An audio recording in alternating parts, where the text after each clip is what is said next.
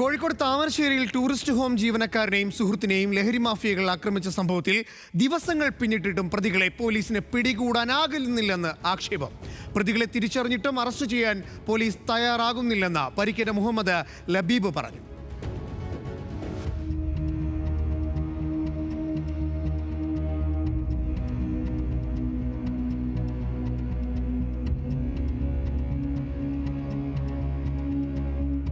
കോഴിക്കോട് താമരശ്ശേരി കാരാടിയിലെ mountain view tourist ഹോമിന്റെ വരാന്തയിൽ വെച്ചാണ് രാത്രിയിൽ മദ്യപാനം നടത്തുന്നത്.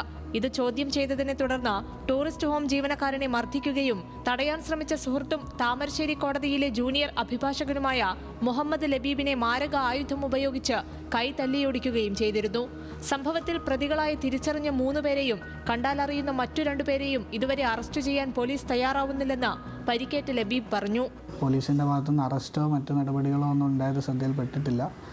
അറസ്റ്റൊന്നും ഇതുവരെ രേഖപ്പെടുത്തിയിട്ടുമില്ല. 3 പ്രതികളുണ്ടായിട്ട് 3 പ്രതികളിൽ 1 പ്രതി സ്റ്റേഷൻ്റെ തൊട്ട് പിന്നിലെ വീട്ടിലെ താമസക്കാരനും മറ്റു 2 പ്രതികളും 100-200 മീറ്റർ ചുറ്റളവ് താമസിക്കുന്നവരുമാണ്. പിന്നെ ഇത്രയും 14 ദിവസം പിന്നിട്ടിട്ടും ഒന്നും നടപടിയൊന്നും ഇല്ലാത്ത സ്ഥിതിക്ക് മേലുദ്യോഗസ്ഥർക്ക് പരാതി കൊടുക്കാനുള്ള തീരുമാനത്തിലാണിപ്പോൾ. ജാമ്യമില്ലാ വകുപ്പുകൾ ഉൾപ്പെടെ ചേർത്താണ് പ്രതികൾക്കെതിരെ കേസെടുത്തിരിക്കുന്നത്. പ്രതികളിൽ ഒരാളുടെ വീട് പോലീസ് സ്റ്റേഷന് തൊട്ടുപിന്നിലും മറ്റുള്ളവർ പോലീസ് സ്റ്റേഷനിൽ നിന്നും 200 മീറ്ററിനുള്ളിലും താമസിക്കുന്നവരാണ്. ഏപ്രിൽ 3 രാത്രി 11:30ഓടെയാണ് സംഭവമുണ്ടായത്. സംഭവ സമയത്തെ CCTV ദൃശ്യങ്ങളും ആക്രമണത്തിനുപയോഗിച്ച വാളും വാഹനങ്ങളുടെ നമ്പറും പോലീസിന് കൈമാറിയിരുന്നു. എന്നിട്ടും നടപടിയില്ലെന്നാണ് ആക്ഷേപം.